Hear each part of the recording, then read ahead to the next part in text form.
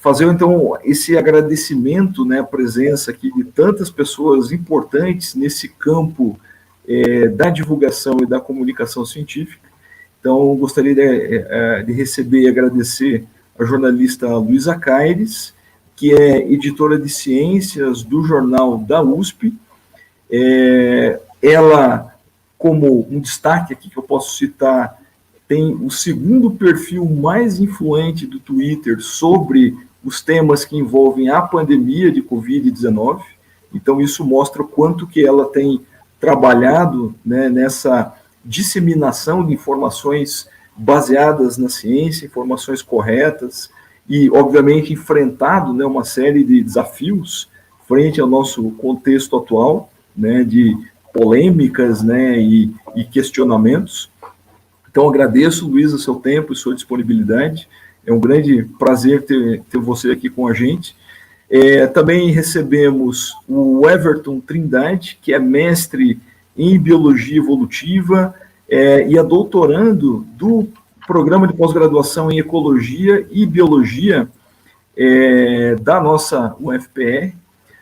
O Everton, além de ser um pesquisador que está, né, construindo a sua carreira, também participa, né, colaborando com o canal Meteoro Brasil, que é um canal excepcional, que fala de política, fala de ciência, né, principalmente, eu diria que liderado, né, pelo Everton. Então, agradecemos muito a sua presença, o seu tempo aqui, o Everton. Também recebemos, né, o Luiz Eduardo Gauer, que é aluno do nosso curso de medicina aqui da UFPR.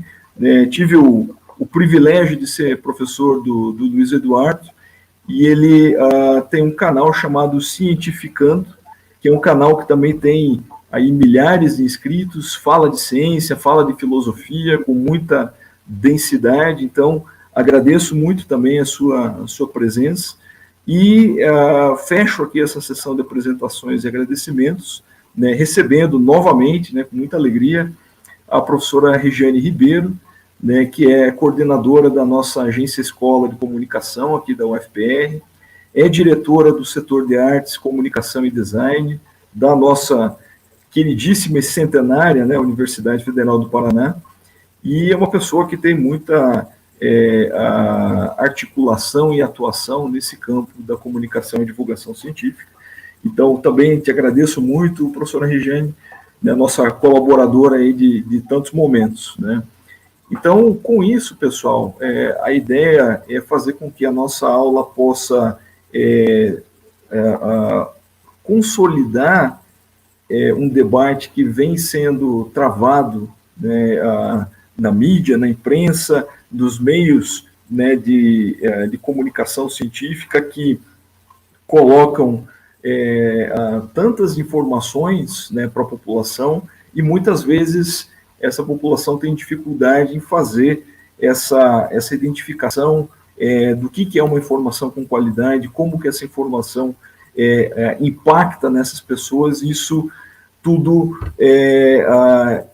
invoca elementos que muitas vezes fogem do nosso controle, né, como indivíduos que produzem e propagam conhecimento. Então, a ideia é falar um pouco desses valores éticos que estão por trás desse tipo de discussão. E, é claro, né, antes da gente começar propriamente esse debate, essa reflexão, eu vou passar a palavra, então, para os nossos convidados, para que eles falem um pouco mais de como que tem sido, né, esse fronte de atuação que cada um deles vive, né, dentro das suas experiências, para que todos vocês que estão assistindo essa disciplina vejam essa diversidade de leituras e de interpretações que a gente tem sobre esse tema, que é um tema, obviamente, muito rico, muito amplo, que, sem dúvida, não vai se esgotar aqui nessa aula. Mas, se ao menos a gente puder construir alguma visão aqui com todos, né, para vocês, alunos, eu acho que já terá valido a pena. Então, vou passar a palavra para a Luísa, né, fazer a sua a sua fala introdutória e fique à vontade, Luísa, para usar o tempo. Novamente, te agradeço pela presença. Obrigada, professor Marcelo, pelo convite. Meus colegas que estão aqui também, que vão falar. Boa tarde para todo mundo, para os alunos que estão assistindo. Eu vou falar um pouquinho, como combinado, vamos falar um pouquinho do cada um do seu trabalho, né? Então, eu vou apresentar primeiro o que eu faço, para que vocês saibam de que ponto de vista que a gente está falando sobre ética em ciência, né? Acho que todo mundo aqui tem uma vivência bem diferente, né? Por exemplo, eu não sei se a professora Regiane é jornalista de formação também, mas... Não é jornalista, então. Eu sou a única jornalista aqui, vou falar um pouco do ponto de vista talvez do jornalismo e da divulgação científica também, que é algo que eu trabalho ultimamente. Deixa eu pegar minha apresentação aqui.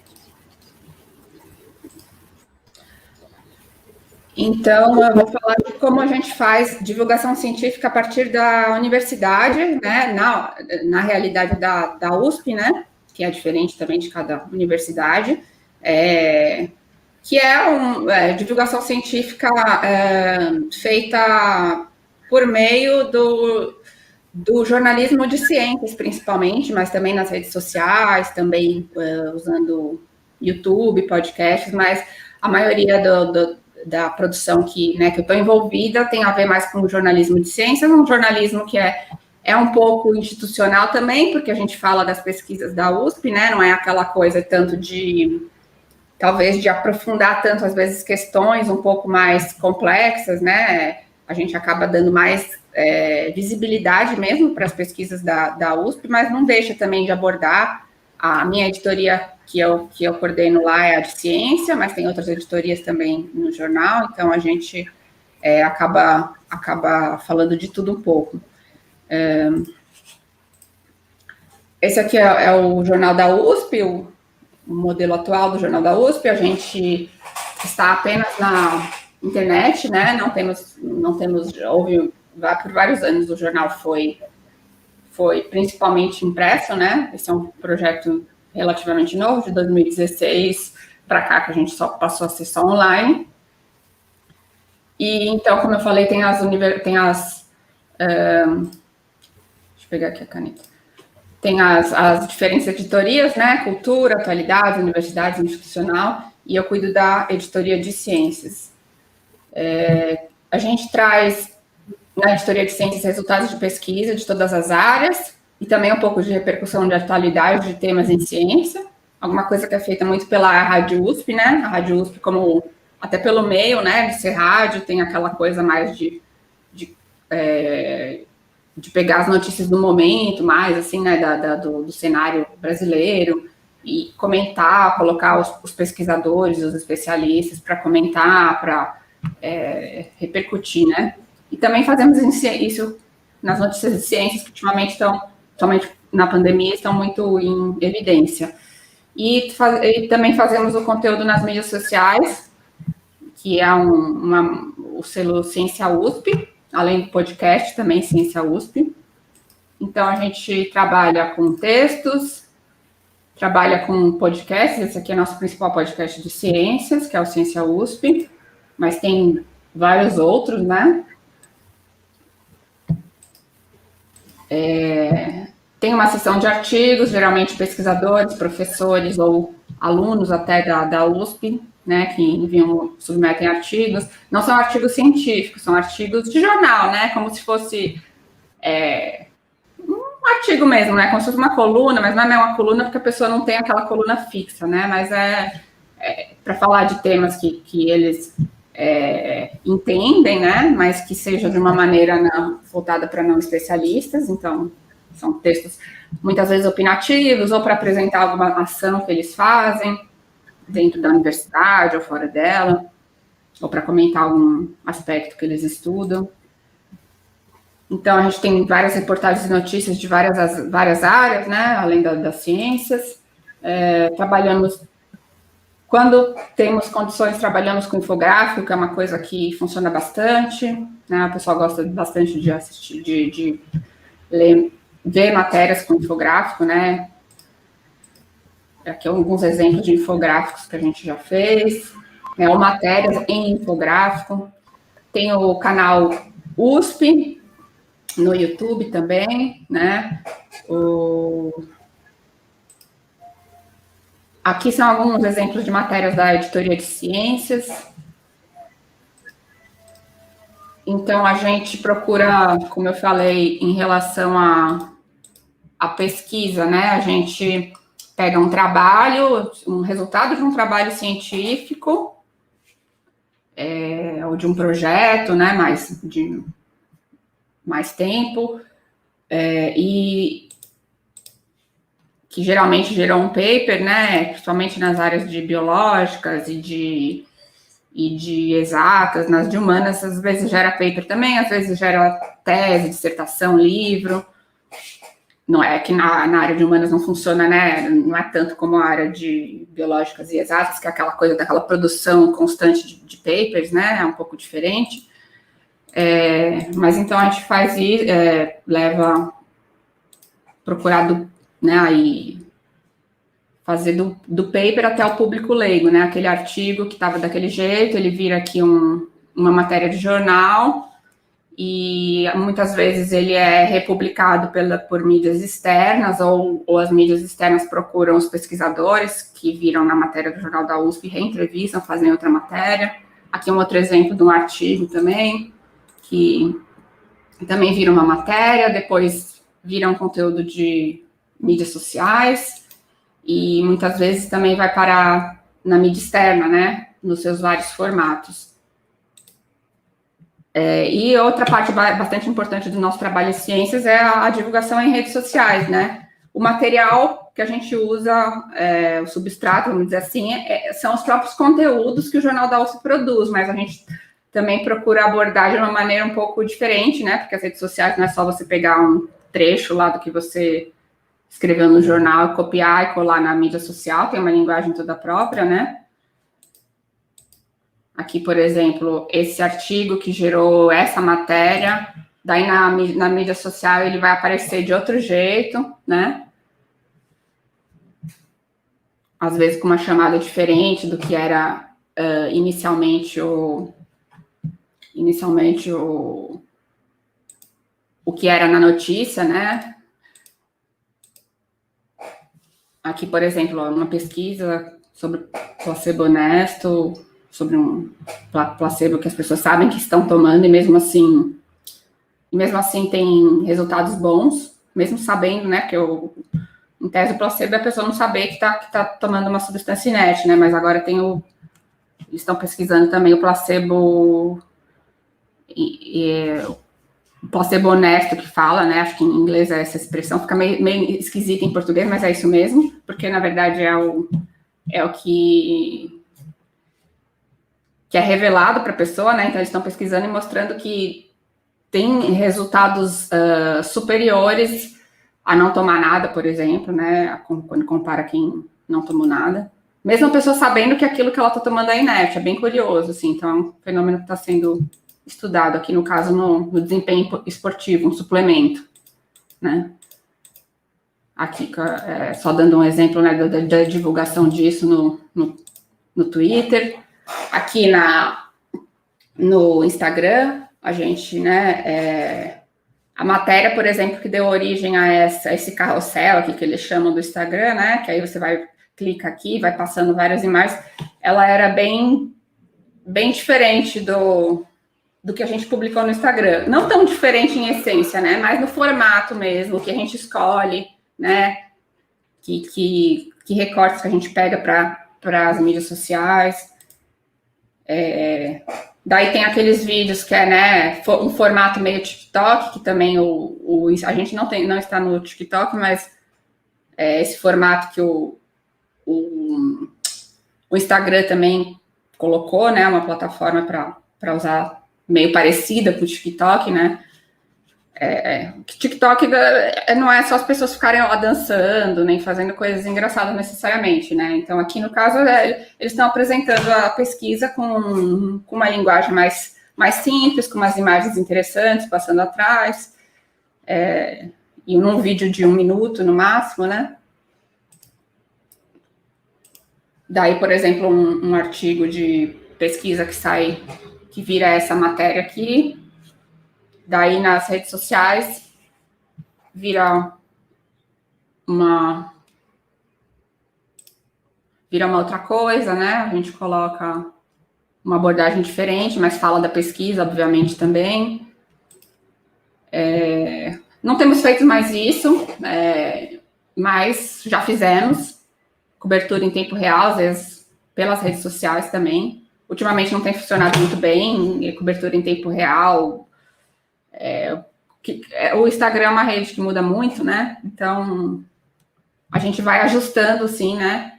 O que a gente faz conforme as plataformas também, que a gente faz para as mídias sociais, né? Infelizmente, isso é uma das... elas pautam muito como a gente trabalha, né? Infeliz ou felizmente, assim, a gente acaba se adaptando, né? Então, até uma coisa que a gente pode discutir depois aí ao longo da aula, né? Em relação à divulgação em redes sociais, a gente tem muitos limites, a gente é muito limitado pelo que a plataforma oferece, pelo que ela escolhe dar engajamento, porque os algoritmos são feitos também pelo que o público consome mais, mas muito pela própria plataforma, de direcionar o que ela quer que seja mais consumido. Então, a gente acaba se adaptando aí. E uma outra frente de trabalho que eu faço também, eu sou editora de uma newsletter sobre conversas de ciências nas redes sociais, né? Não é simplesmente uma newsletter sobre ciências, trazendo notícias de ciências, porque né, isso já tem... As pessoas podem consumir notícias de ciências de várias maneiras, não é tão difícil assim, né? Uma coisa... Não seria tão inovadora, não é que não é tão difícil, mas a gente tentou fazer uma coisa diferente aqui no Núcleo Jornalismo, que é um projeto de jornalismo que cobre redes sociais. Então, nesse caso, a newsletter é a ciência que aparece nas redes sociais. E o que os cientistas, o que está, entre aspas, bombando naquela semana, que conversas, que debates maiores aconteceram sobre ciências nas redes sociais. Então, tem essa newsletter semanal que eu faço. Eu não vou dar o link agora, porque justamente hoje o site está sendo reformulado e está fora do ar, mas vocês podem procurar depois no meu perfil do Twitter, que tem aqui um link para você assinar, né, gratuitamente. E eu faço também esse trabalho de divulgação científica nas redes sociais, por conta própria, né, desvinculado das instituições, organizações que eu trabalho. E, bom, minha apresentação sobre mim mesma, sobre meu trabalho é essa. Vamos ouvir os outros e depois vamos conversar sobre ética. Obrigada. Obrigado, Luísa, pela apresentação. Eu agora passo a palavra para o Everton. Então, boa tarde, pessoal. Agradecer ao professor Marcelo pelo convite.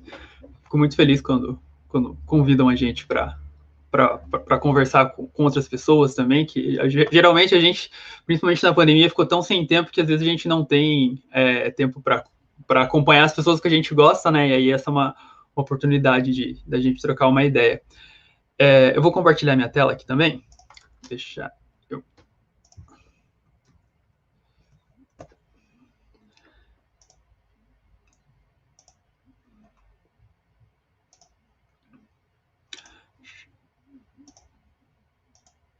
Tá. Vocês estão vendo a minha tela aí? Se vocês puderem confirmar falando, porque eu não deixei de ver a tela com vocês.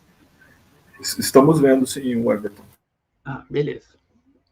Então, só para apresentar o meu trabalho, o que eu faço e por que eu estou fazendo o que eu estou fazendo agora, eu peguei um trecho de uma apresentaçãozinha que eu fiz na semana passada em um outro evento na UTFPR, que é essa minha visão de divulgação científica e do papel do cientista como um contador de histórias, né? Que é a visão que eu tento levar lá para o Meteoro Brasil nos vídeos de ciência. Tá. Então, as minhas 3 grandes referências atualmente, né, para fazer divulgação científica, a primeira delas é o Carl Sagan, né, para mim, o maior de todos os divulgadores científicos, né? Se vocês não conhecem Carl Sagan, ou se vocês acham que conhecem o Carl Sagan, a gente tem um vídeo no Meteoro lá falando sobre a biografia do Carl Sagan, contando histórias não só da vida profissional dele, mas também da vida pessoal, né? Então, sei lá, alguns fatos interessantíssimos, como, por exemplo, não sei se vocês sabiam, que para conseguir uma bolsa de pesquisa, o Carl Sagan, ele cometeu um crime gravíssimo de vazamento de informações confidenciais do Departamento de Defesa dos Estados Unidos em plena Guerra Fria.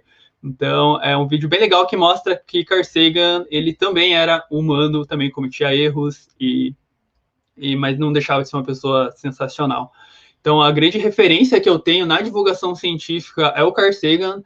Então, vocês vão ver aqui, eu vou falar eu acho que eu vou falar mais do Carl Sagan do que de mim mesmo, porque eu sempre tento levar as ideias do Carl Sagan.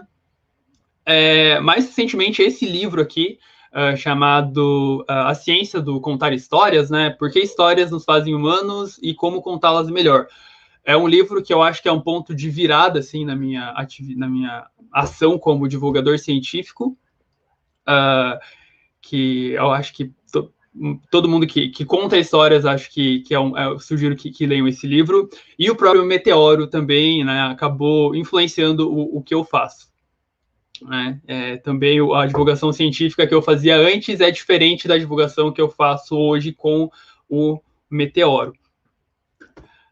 Então, começar falando do Carl Sagan, né? Que ele dizia que não explicar a ciência é algo perverso, porque quando alguém está apaixonado, ele quer contar para todo mundo. Né? E eu sempre gostei bastante de ciência, sempre gostei quando eu descobri alguma coisa, eu queria contar para minha mãe, queria contar para meus amigos, né? E em 2018, eu comecei a brincar de contar a ciência, brincar de divulgação científica. Eu falo brincar porque eu fazia sem nenhum comprometimento mesmo, não era algo, eu vou fazer uma vez por semana. Não, eu fazia quando dava, fazia de um jeito sem compromisso mesmo, né? Que eu comecei a fazer as tais biothreads lá no Twitter. Então, no Twitter, acho que o primeiro projeto assim de textos nesse formato no Twitter foi do pessoal de astronomia, que tinha as astrothreads, em que o pessoal faz as threads, né, que são vários tweets em sequência que contam uma história ali. E o pessoal tinha bastante astrothreads, eu achava muito legal. E eu fui procurar de biologia. Então, digitei para pesquisar no Twitter, vamos ver o que o pessoal de biologia está fazendo de divulgação científica nesse formato. E, para minha surpresa, não tinha ninguém que tinha feito nenhuma biothread no Twitter ainda. Né? E eu pensei, é uma oportunidade, é uma rede social que é a rede social que eu sempre fui mais ativo, que eu entendo mais de como ela funciona. E eu comecei a fazer esses textos lá no Twitter. E na época eu tinha, sei lá, 200, 250 seguidores no Twitter. E eu fiquei um bom tempo, assim, fazendo divulgação científica para os meus amigos, assim. Eu postava a thread lá, fazia o tweet lá, tinha 2 curtidas, né? Sei lá, uma do meu amigo e uma de um perfil fake que eu criei, que era só para eu ter uma curtida lá a mais. Então, eu fiquei bastante tempo fazendo para pouquíssimas pessoas, mas eu gostava de fazer, eu sempre me diverti muito fazendo divulgação científica. E, com o tempo, ele foi atingindo mais pessoas, acho que especialmente esse que eu falo da evolução dos cetáceos, acho que foi o primeiro assim que atingiu um público maior.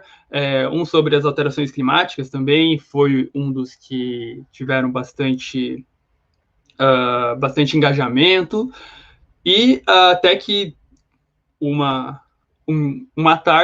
manhã, aliás, eu recebi essa mensagem aqui no Twitter, né?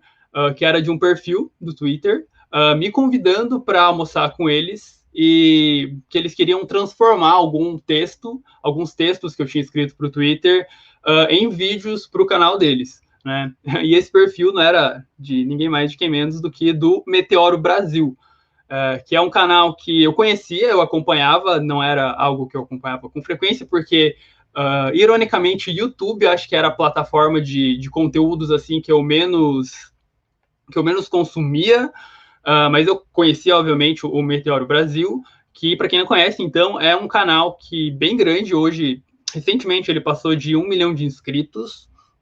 É um canal que hoje ele está bastante focado na parte de política, mas que ele sempre foi um canal que misturou coisas. Então, quando você vê os primeiros vídeos do Meteoro lá, eles misturam cultura pop, ciência, filosofia.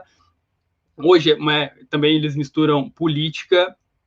E eu acho que é isso que a parceria deu tão certo, porque eu achei que eles iam pegar um texto meu, ia pegar um texto, transformar em um vídeo e acabou. Não, mas a gente está aí até hoje nessa parceria aí bastante legal. E eu acho que um dos motivos que deu certo é porque o Meteoro nasceu de misturar um monte de coisa, contar histórias, misturando informações de várias vertentes. Isso é algo que eu sempre gostei de fazer lá no Twitter. É misturar ciência com cultura pop, com memes, com coisas que estão acontecendo na atualidade, com referências a coisas que estão acontecendo na atualidade, inclusive política. Então, hoje, é isso que a gente faz lá no Meteoro na parte de ciência também. É misturar ciência com outros assuntos nos vídeos. E é uma parceria que deu, como eu falei, tá dando bastante certo. Esse aqui é o primeiro vídeo que eu escrevi para eles, né, para o Meteoro, que aliás, é o referente àquele a um dos primeiros threads que eu fiz no Twitter que tiveram um maior alcance, né? Então esse foi o primeiro vídeo. Se vocês me perguntarem qual é meu vídeo favorito que eu escrevi até agora, foi esse aqui, que é sobre a história do Humboldt, que teve a narração da Sônia Bride. A gente conseguiu conversar com a Sônia Bride. Eu falei para ela, nossa, Sônia, seria muito legal se você narrasse um vídeo meu lá no Meteoro, assim, como alguém que não quer nada, né? E ela topou, e esse, para mim, é o meu vídeo favorito, assim, de ter a Sônia Bride narrando um texto que eu escrevi. Para mim, foi muito, muito legal. Eu jamais imaginei chegar onde chegou esses textos de divulgação científica que eu tenho escrito. Né? E, bom, mas o que me motiva a fazer divulgação científica? A principal delas é porque eu me divirto bastante fazendo divulgação científica, eu me divirto escrevendo os textos, né?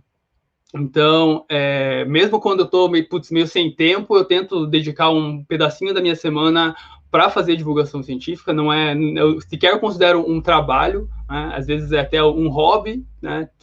Tenho algo do doutorado lá que eu tenho que dar um tempo para pensar, então eu vou fazer outra coisa. Eu vou escrever algo de divulgação científica porque é algo que eu me divirto bastante. Mas também essa parte da importância da divulgação científica que o Carl Sagan falava bastante, né? Então eu trouxe algumas frases dele, que essas frases foram escritas pelo Carl Sagan na década de 80 e 90, mas parece que ele escreveu hoje de manhã, porque, assim, de tão atuais que são, porque a grande parte das ideias do Carl Sagan são atemporais. Então aqui ele falava que a história está cheia de pessoas que, por medo, por ignorância ou por sede de poder, destruíram tesouros de valor imensuráveis que, na verdade, pertenciam a todos nós. E a gente não deve deixar isso acontecer de novo. Também dizia que se a gente não está apto a fazer perguntas céticas para interrogar aqueles que nos afirmam que algo é verdade, e se a gente não for cético com aqueles que são autoridade, então estamos à mercê do próximo charlatão político ou religioso que aparecer. E essa é uma das mais famosas dele, em que ele dizia que a gente vive numa sociedade que depende profundamente da ciência e da tecnologia, em que quase ninguém compreende a ciência e a tecnologia. Essa é uma receita para o desastre. A gente pode escapar ileso por algum tempo, porém, mais cedo ou mais tarde, essa mistura inflamável de ignorância e poder vai explodir na nossa cara.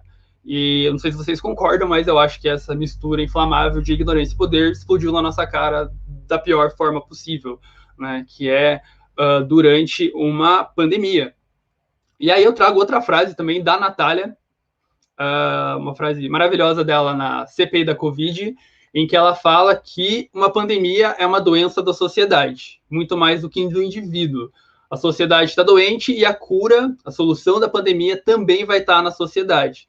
Então, é uma solução que a gente precisa da colaboração da sociedade. Só que não tem como contar com a colaboração se a população está confusa, desinformada e não sabe para que lado olhar, né?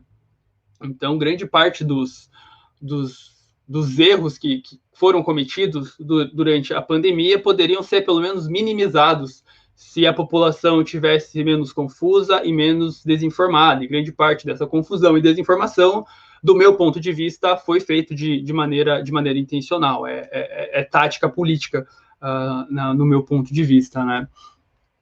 E aí, como é que a gente conversa com a população? Como é que a gente tenta deixar a população talvez menos confusa ou menos desinformada, talvez dar pelo menos um norte de para onde ela deveria olhar, né?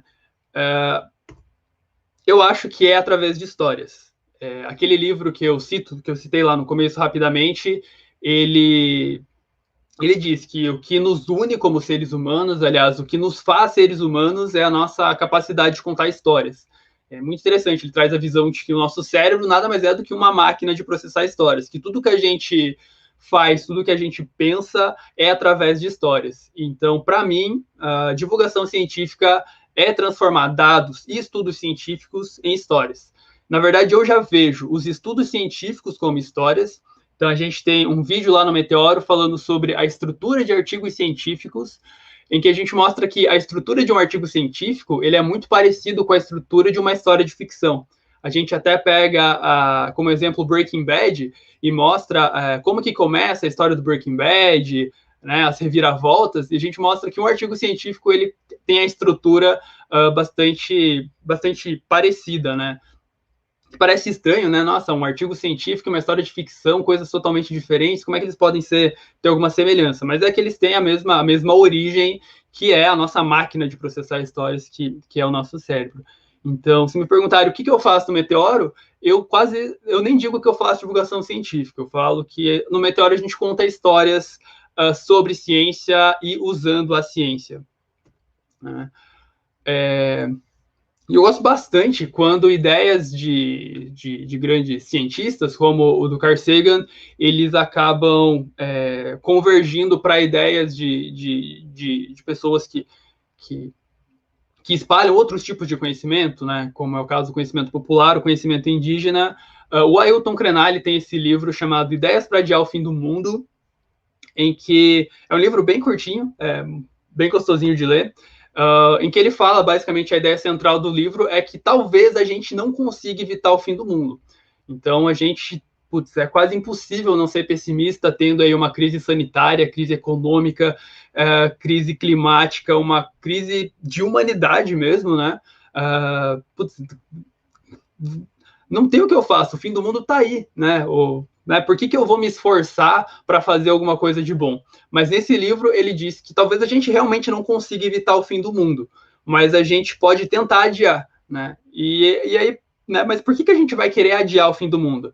E o Ailton Krenak traz a ideia de que a gente pode adiar o fim do mundo para contar mais histórias, né? Então, essa ideia de que talvez as histórias elas possam ajudar a adiar o fim do mundo. E a gente adiando o fim do mundo, a gente vai poder contar ainda mais histórias, que é o que nos une como sociedade e até mesmo como espécie, né? Então, é isso que a gente faz no Meteoro, a gente conta histórias. No Meteoro XP, especificamente, a gente conta histórias usando a ciência. Então, aqui está alguns dos meus contatos, o meu Twitter, que é a rede social onde eu sou mais ativo, né? O canal do Meteoro Brasil, caso alguém não conheça, e aqui tem meu e-mail, caso vocês queiram me contactar por e-mail. Poxa, obrigado, Everton, por essas palavras aí de apresentação. A gente fica, eu como professor dessa universidade, fico até emocionado de ver tanta força motriz né, sendo apresentada aí nesse estado bruto em prol, né, da divulgação científica, né, em prol dessa forma de apresentar a ciência de uma maneira que seja inteligível, né, para uma boa parcela da população, e, de certa forma, despertando, né, outros interesses, né, e com isso, quem sabe, produzir um impacto, né, coletivo na nossa sociedade. Então, parabéns mesmo, fico muito feliz e até emocionado por ver né, essa capacidade toda se materializando, né, numa ação concreta. Né. Eu vou passar a palavra agora também para o Luiz, né, o Luiz Eduardo Gauer, que foi nosso aluno, né, um rapaz também muito dedicado, muito inteligente, que criou esse canal Cientificando. Então, Luiz, a palavra é sua, conta um pouco para a gente dessa tua experiência. Professor, muito obrigado pelo convite. É uma honra estar aqui ao lado de pessoas tão grandes e entusiasmadas em divulgar conhecimento, em tornar o mundo melhor. E eu venho aqui representar o Cientificando, a equipe do Cientificando, que é composta por mim e pela minha colega Isabelle Ayumi, que também é estudante de medicina e está na mesma sala que eu. A gente está no início da faculdade. E o que eu vou apresentar para vocês hoje é algo um pouco mais simples, mais modesto, digamos assim, quando comparado aos grandes projetos que foram compartilhados até agora. O meu canal, ele ainda é pequeno, está incipiente, tem 5.000 inscritos, vai alcançar 5.000 inscritos, e é um canal que foi criado há 2 anos, porém, não é um canal que tem uma certa frequência constante de postagens de vídeo, porque, afinal, estou fazendo faculdade e as coisas são bem corridas e não dá tempo de trabalhar com tanta frequência, né, estando sozinho, assim, para edição de vídeo, desde até divulgação, então se torna um pouco difícil, mas sempre que eu tenho férias, que eu tenho um tempo livre ali, eu aproveito para gravar um vídeo para esse meu canal do YouTube, que eu gostei muito da apresentação do Everton, da Luísa também, mas o Everton falou algo muito legal, que é aquela coisa do entusiasmo, quando a gente aprende alguma coisa, lê um livro, lê um artigo e a gente quer contar para alguém. Eu sofri muito com isso no meu ensino médio, que eu lia algumas coisas e eu não tinha quase ninguém para contar. Eu tinha meus amigos da escola, mas eu sofria com aquela falta de mais gente para estar ouvindo o que eu estou falando, porque quando a gente está apaixonado, a gente quer contar para todo mundo. E o Carl Sagan também é uma grande inspiração minha, assim como outros canais aí do YouTube que estão há 10 anos já postando vídeos, como o Vsauce, que alguns devem conhecer, o Kurt Gesagt, que é um canal lá da Alemanha e que faz vídeos em inglês muito bons. E um dia eu espero alcançar, né, alcançar tantas pessoas como eles alcançam. Eu vou compartilhar minha tela para mostrar a interface do canal para vocês e também para aproveitar e contar um pouquinho da história, de como foi a criação dele, quais são as minhas motivações por trás do canal. Tá bem? Só um pouquinho.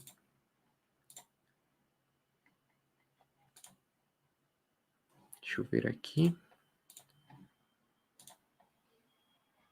Aqui.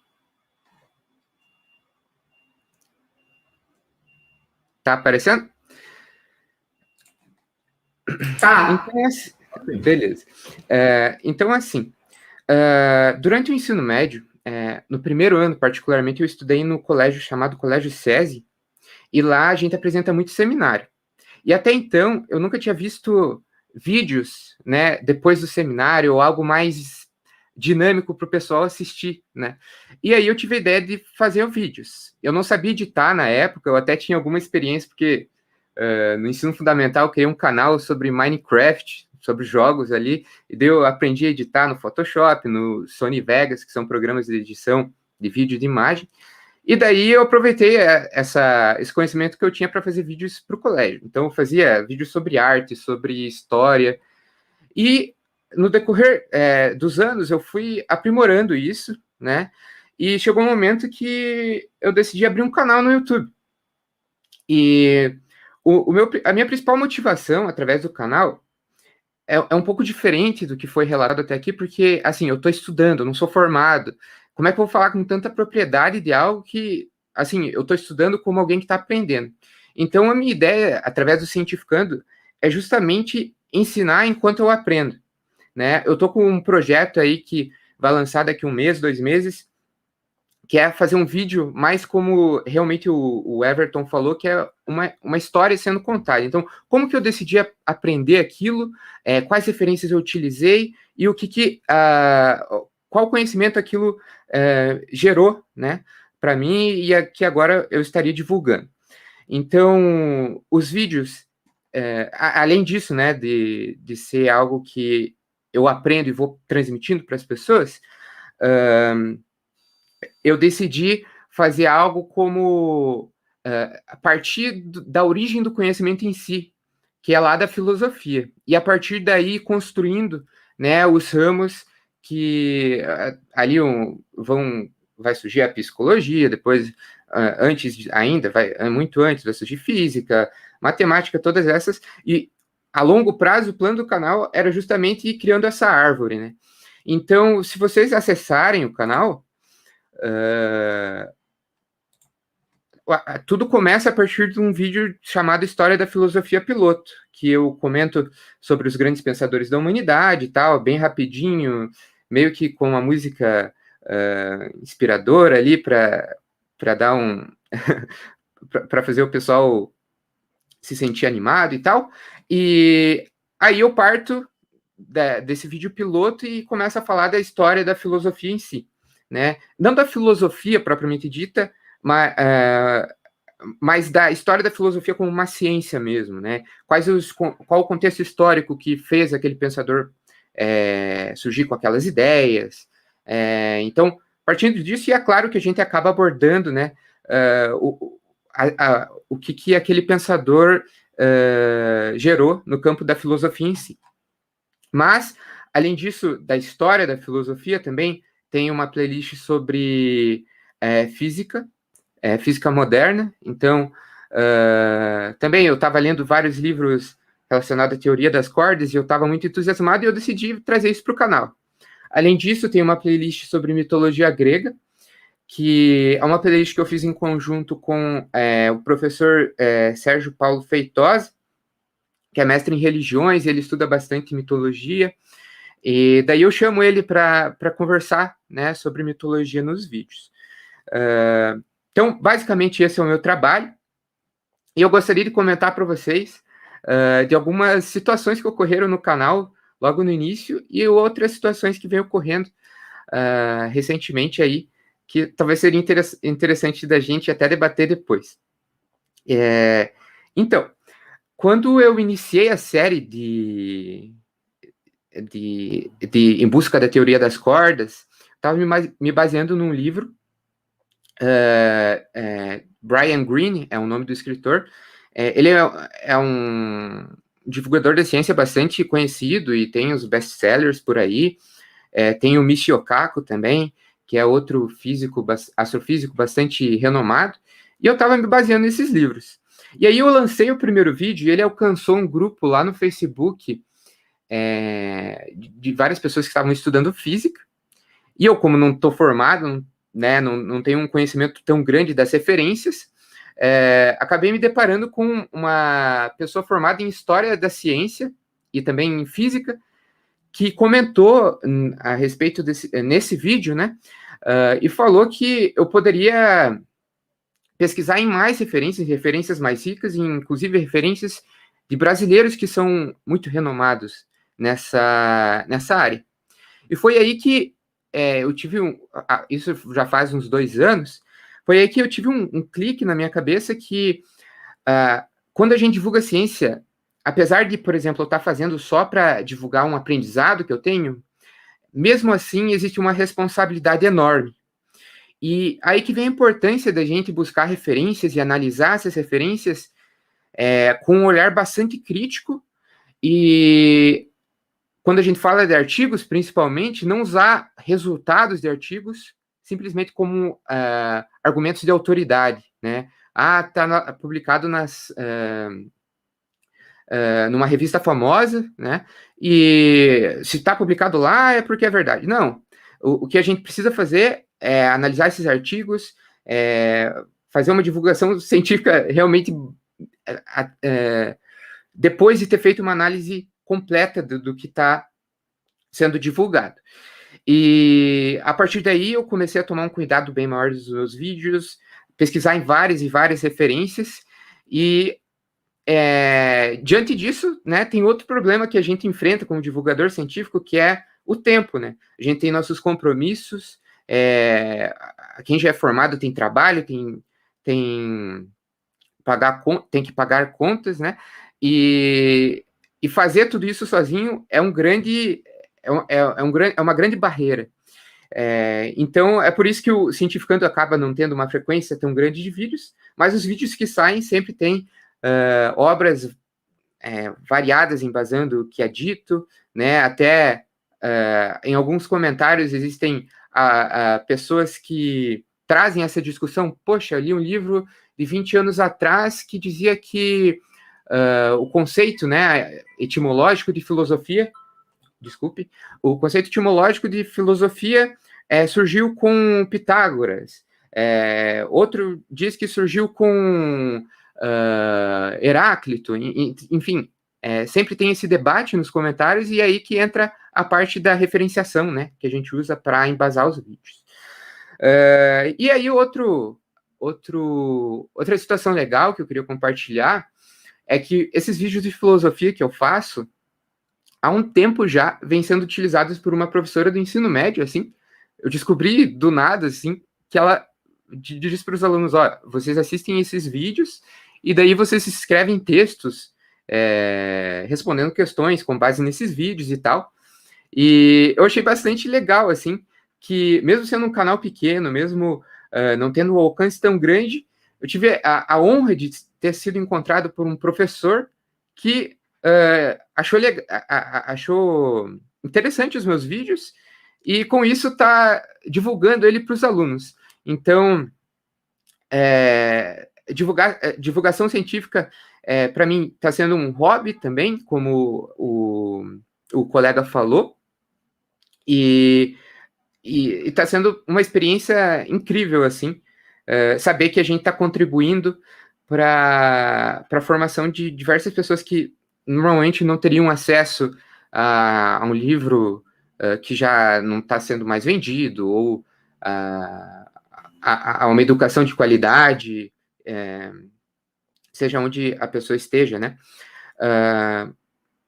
E é isso que eu tenho para compartilhar, é algo mais simples, porém eu espero que tenha contribuído aí para a visão de vocês.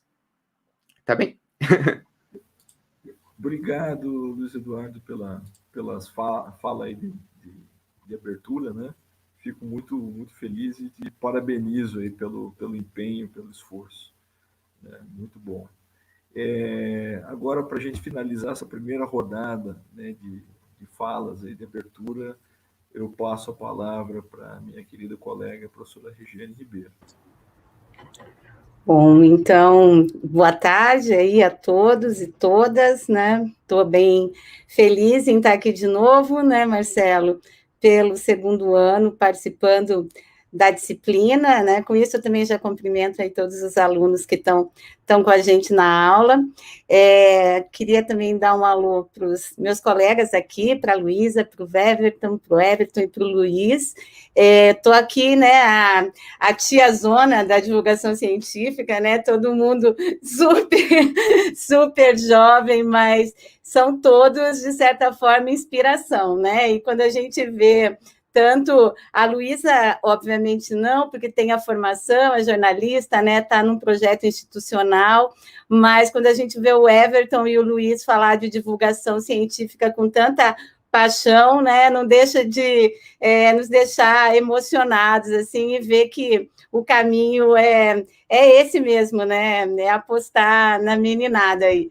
Mas, enfim, eu vim também aqui novamente falar um pouco de algo que é institucional, né, que é o projeto Agência Escola, o UFPR. Eu vou compartilhar também a tela com vocês para falar rapidamente sobre ele.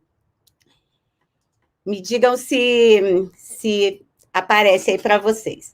Bom, então, a Agência Escola, ela é um projeto que nasce em 2018, de uma conversa, né, com a atual gestão da universidade. Na época também eu havia sido eleita a diretora do setor de artes, comunicação e design, e na comunicação a gente tinha um projeto antigo de tentar trazer um pouco essa expertise de professores e alunos na área da comunicação para uma parceria com a comunicação da universidade, né? Então, ele foi um projeto, esse projeto foi gestado em 2018, e esses 3 anos, né, a gente está, aliás, hoje a gente está completando 3 anos, né, de Agência Escola. Na verdade, a gente amadureceu, né, principalmente voltado para pensar ações de divulgação científica. Inicialmente, o projeto ele era um projeto de divulgação científica e cultural das ações da universidade, mas hoje ele é especificamente um projeto de divulgação científica. A notícia boa é que a gente conseguiu a renovação esse ano, e agora a agência ela permanece na universidade por mais 4 anos. Eu sempre menciono, né, essa transição, porque inicialmente a agência era um projeto isolado, né? Era uma ideia a ser colocada em prática, com muitas pessoas envolvidas, né? É um projeto multidisciplinar, então ele envolve não só alunos de comunicação, né? A Luísa perguntou a minha formação é em relações públicas, e eu dou aula para os cursos de jornalismo, de relações públicas e de publicidade, mas o projeto hoje ele é multidisciplinar e ele tem alunos de música, ele tem alunos de artes visuais, ele tem alunos de design gráfico, e então é muito bacana a gente ter essa equipe. Na ocasião, a gente tinha muitas ideias, né? E a coisa foi caminhando, mas hoje toda a estrutura da Agência Escola ela está muito mais institucionalizada, né? Hoje, no SACOD, a gente tem um órgão auxiliar, que é o Laboratório de Comunicação Pública da Ciência. A gente tem um programa de extensão, né? Que é o Programa de Comunicação Pública da Ciência, que foi que a nossa percepção também, né, de como o projeto ele acaba associado às ações que os alunos desenvolvem dentro desse processo formativo, que podem contar para eles também como creditação, né, nos espaços de extensão, enfim, e ele é esse convênio com a reitoria que é mencionado, né, e que era a ideia inicial. Rapidamente, né, o nosso objetivo ali a gente tem como objetivo fomentar esse desenvolvimento científico, né, da UFPR, sempre pensando na democratização e na popularização da ciência, e o que é bacana dentro da proposta, né, e que eu acho que faz com que ela seja relevante com a gestão, né, da UFPR, é que ele é um projeto que envolve 3 grandes eixos, né, um eixo de formação, o eixo de experimentação e o eixo de capacitação, dentro desse conceito que a gente acaba adotando também na agência, que é o conceito de comunicação pública da ciência. E toda essa relação na constituição do projeto está associada a essa parceria com a SUCOM, né, que é a Superintendência de Comunicação e Marketing, e outras unidades estratégicas. Então, a gente tem parceria, por exemplo, com o setor de ciências biológicas, né, a gente já fez, inclusive, com o Marcelo, algumas ações, a gente tem parceria com outras unidades, como a própria Superintendência de Parcerias e Inovação, que é uma superintendência nova, enfim, com outras unidades, mas sempre levando em consideração essa consonância com o PDI da universidade, né, que é o Plano de Desenvolvimento Institucional. Desculpa, gente. Para que vocês entendam um pouquinho, né, quais são os eixos que a agência tem, conceituais, a gente vai trabalhar com essa ideia de comunicação, então, pública da ciência, né, que é esse conceito norteador, que é do processo comunicativo como espaço de expressão, interpretação e diálogo, sempre visando o interesse público. Acho que isso está associado não só, né, que somos uma universidade pública, mas principalmente a uma fala que eu não sei agora se foi do Everton ou do Luiz, essa preocupação da gente traduzir o conhecimento científico não como um caráter de uma linguagem, enfim, de uma linguagem hierárquica desse cientista que está sempre, né, sendo aquele sujeito, dono do saber, e um sujeito comum que está recebendo essas informações. Então, dentro desse conceito, a gente procura sempre fazer essa tradução para colocar a comunicação em diálogo com esse sujeito comum, para que ele entenda, reflita, traduza, faça como o Luiz falou, né, leia tudo isso, reorganize as ideias, conte histórias, né, como também foi falado aí pelo Everton, né. A gente também trabalha com a ideia de ciência cidadã, né, que é todo o envolvimento do público não acadêmico no processo de pesquisa científica. Uma coisa que fica claro, né, e acho que a gente vai falar um pouco sobre a questão das fake news, né, e da desinformação, do descrédito na ciência.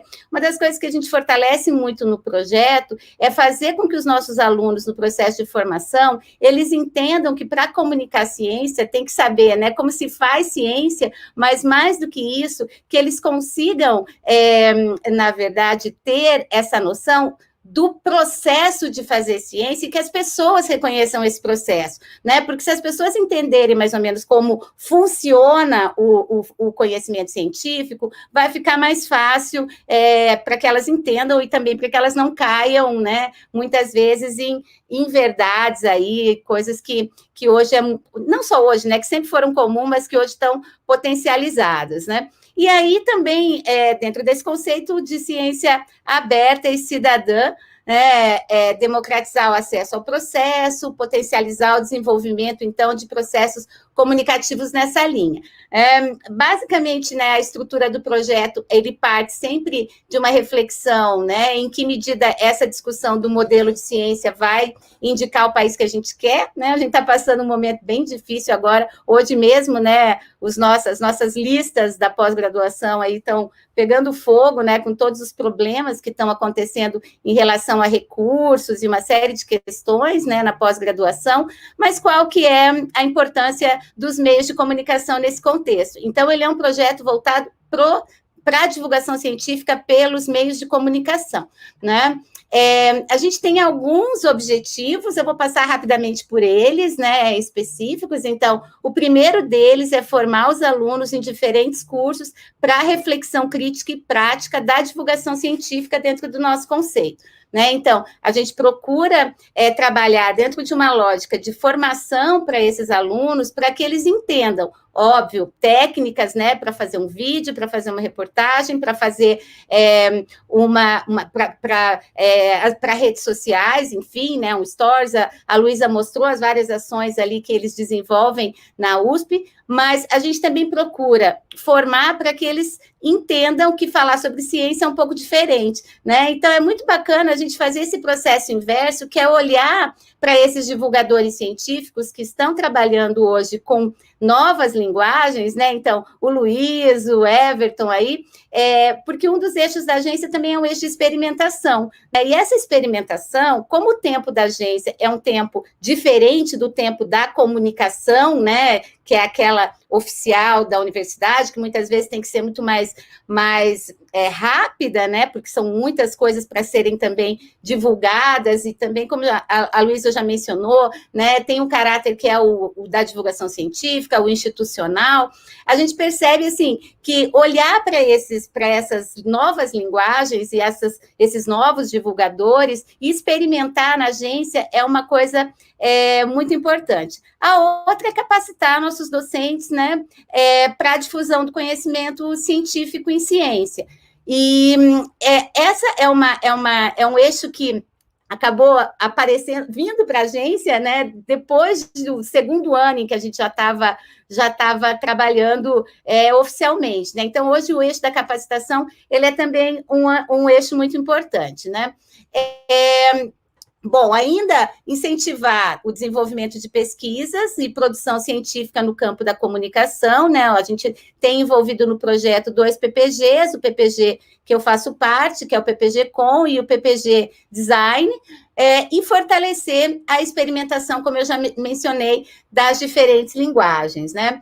Bom, combater uma cultura crescente de desinformação e fake news, e dar suporte comunicacional para a divulgação de projetos e de parcerias entre a UFPR, governos, empresas, né? A gente está agora atuando junto, por exemplo, com a vacina UFPR, né? Com projetos que são de ciência muito institucionalizados e são prioritários para a universidade.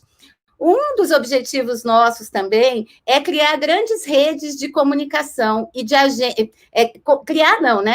fortalecer as redes de agentes de comunicação e de divulgadores científicos. Então, a gente hoje está dentro de outras grandes redes e a gente procura sempre trazer esses profissionais responsáveis pelas redes ou participantes das redes para ampliar esse cenário. Então, acho que é muito bacana, né, Marcelo, o que está acontecendo hoje aqui, porque também é um espaço para que a gente reconheça, né? Eu estou conhecendo aqui pessoalmente o Luiz, a Luísa já é minha conhecida anteriormente na área, mas o Luiz e o Everton, que são pessoas que podem, de certa forma, compartilhar a expertise deles com a agência, né, e com outros projetos, e a gente possa trocar, isso é muito, muito legal. E aí, acho que por objetivo específico também importante, que é pensar sempre em ampliar a presença da UFPR nesse cenário, né, midiático nacional e internacional, principalmente no que diz respeito à divulgação científica. A gente apoia também, né, eventos relacionados à popularização da ciência,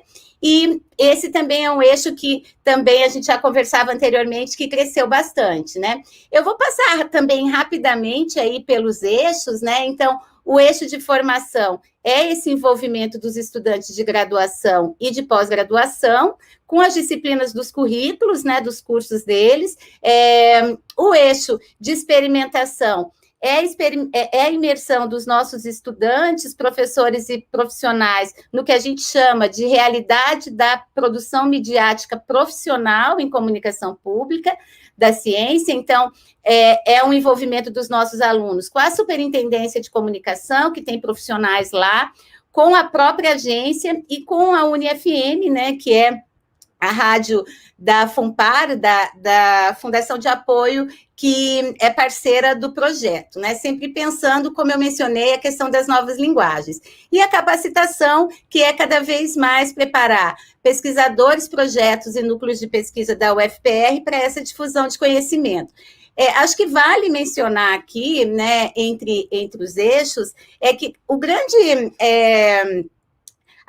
A grande intenção, né, deste eixo de capacitação é a gente atuar dentro desses dois grandes polos, né? Tanto formar, né, o aluno para que ele aprenda a divulgar ciência, como eu já mencionei, mas também num espaço assim, de interlocução com cientistas e pesquisadores, para que eles sejam, a gente costuma dizer lá, né, para que eles tenham um letramento midiático, uma alfabetização midiática, né, porque a gente percebe com o projeto, foi uma coisa muito legal, que cada vez mais os cientistas, pelo menos a maioria deles, querem falar, né, eles querem ser a fonte para determinadas pautas, e o que pega muitas vezes é o desconhecimento do próprio funcionamento de como se dão os meios de comunicação. Então, isso, né, esse trabalho de alfabetização midiática, que não tem, que pode, até tem a ver com media training, né, mas que não é um media training que a gente tem feito na agência, tem sido muito interessante, né. Só para comentar, a gente tem uma ação na agência que é o Pergunte aos Cientistas, né, que a nossa jornalista responsável, a Shirley Corros, ela faz, e é muito legal porque essa ação, né, que a comunidade manda perguntas sobre determinado assunto, né, que é o da série, e aí a gente responde, mas o que a gente acabou, né, fortalecendo os laços com uma série de pesquisadores que não só, né, aprenderam um pouco a lógica da comunicação, mas perceberam como essa difusão pelos meios, pelas redes, acaba ajudando, né, a compartilhar tudo aquilo que eles estão fazendo. Então, essa discussão, eu acho que foi bem interessante, né, na relação com os cientistas, que são fundamentais no processo para a gente. A gente atende, então, alunos de graduação e pós-graduação, né, pesquisadores e programas de pós-graduação, a comunidade interna e externa, de certa forma, com os produtos que são ofertados. A gente tem cada vez mais se preocupado em estar linkado a outras instituições, né, nessa criação de redes de compartilhamento. E esse ano, né, com a renovação, a nossa preocupação é expandir um pouco as nossas ações para públicos estratégicos, né? Então, escolas, associações de bairro, profissionais de comunicação e veículos de comunicação. Então, eu vi também, né, na fala do Luiz, ele mencionando a professora que pegou o vídeo dele para usar, né, o quanto... E eu fiquei pensando o quanto isso é relevante do ponto de vista da divulgação científica raiz, né? Como é importante a gente levar o conhecimento para as escolas para também formar cientistas. Então, eu fiquei pensando que os vídeos do Luiz, eles são importantes para falar sobre os assuntos que o Luiz fala, né? Mas são importantes também para mostrar como é que você pode formar cientistas, formar para a ciência, né? Acho que é bem legal a gente pensar, então, também, né, nessa relação de que precisamos formar mais cientistas, né? Então, assim, né, para finalizar minha fala, depois eu acho que a gente pode conversar um pouco, né, os resultados que a gente espera ali que o projeto é mesmo tentar popularizar a ciência pelos nossos eixos, né, aumentar a presença na mídia.